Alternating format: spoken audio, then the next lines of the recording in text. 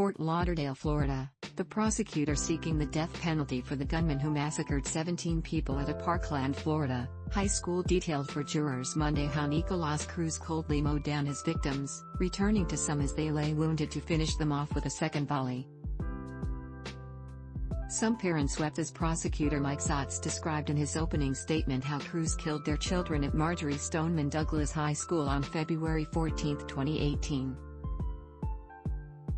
Others sat stoically, their arms crossed over their chests.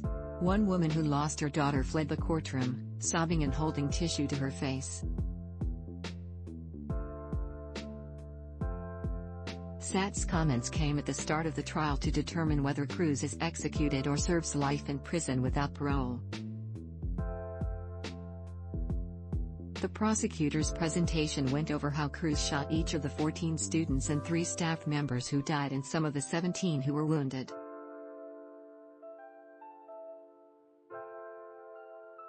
Some were shot sitting at their desks, some as they fled and some as they lay bleeding on the floor while the former Stoneman Douglas student methodically stalked through a 3-story building for almost 7 minutes with an AR-15 semi-automatic rifle. Cruz, 23, pleaded guilty in October to murder and attempted murder and is contesting only his sentence.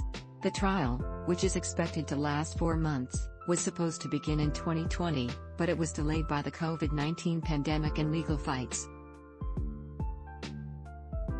Satz called the murders cold, calculated, cruel and heinous, quoting the video Cruz, then 19, made 3 days before the shooting. This is what the defendant said: "Hello, my name is Nick. I'm going to be the next school shooter of 2018.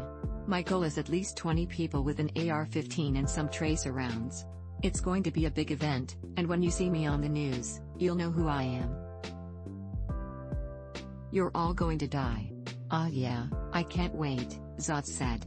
Among the first witnesses was Danielle Gilbert, a junior who was in psychology class when the shooting began. The teacher told students to get behind her desk. "We were sitting like sitting ducks. We had no way to protect ourselves," said Gilbert, who is now a student at the University of Central Florida. The jury was then shown cell phone video Gilbert took inside the classroom. The footage began with a girl curled up beneath the teacher's desk and others, including Gilbert, mostly unseen as they crouched behind it. About 24 shots that seemed to be coming from just outside the door are heard in rapid succession as the fire alarm sounds.